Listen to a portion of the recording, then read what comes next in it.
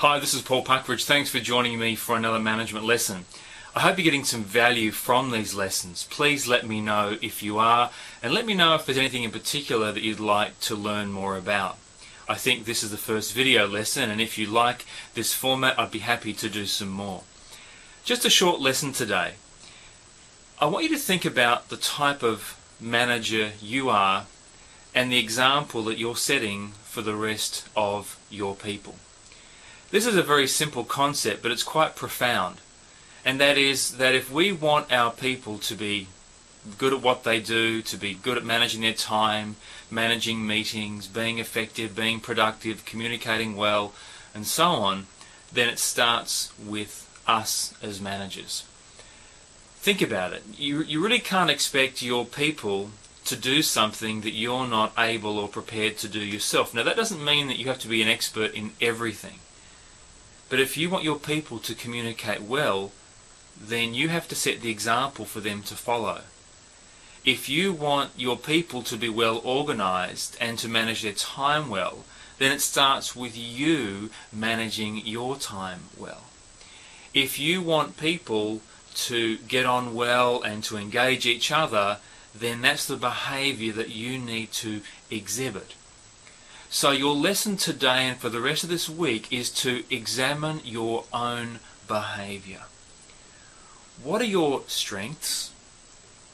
More importantly, what are the things that you don't do well? And is it possible there's a correlation between some of your behavior and those things that you're not doing well and you're not carrying through on, and the performance of your people? Now, that doesn't mean to say that just because you are good at managing time, everyone else is automatically going to manage their time well.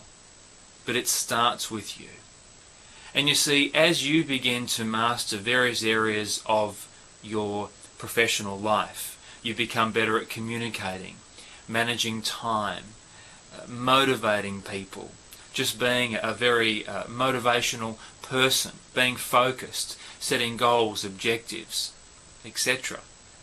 You'll find that many, if not most, of your team members are going to look at your behavior and are perhaps going to want to mirror that.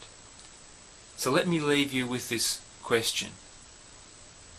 Do you have an attitude, and do you have behavior and skills and talents that other people want to emulate? Do you think your team members right now are thinking to themselves, you know what, I'd really like to be like him. I'd really like to be like her. I'd love to know how she does this or that, because that's the way that I want to be. Good leadership starts with leading. It starts with being an example.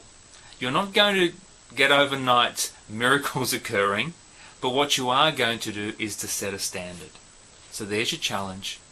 This week, examine your own behaviors, your own practices, and ask yourself, do I have anything about me that I want other people in my team or organization to emulate?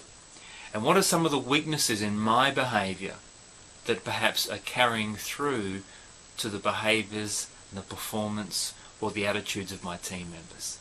Have a fantastic week, and I look forward to providing you a new lesson in the next week or two. Until then, enjoy every success.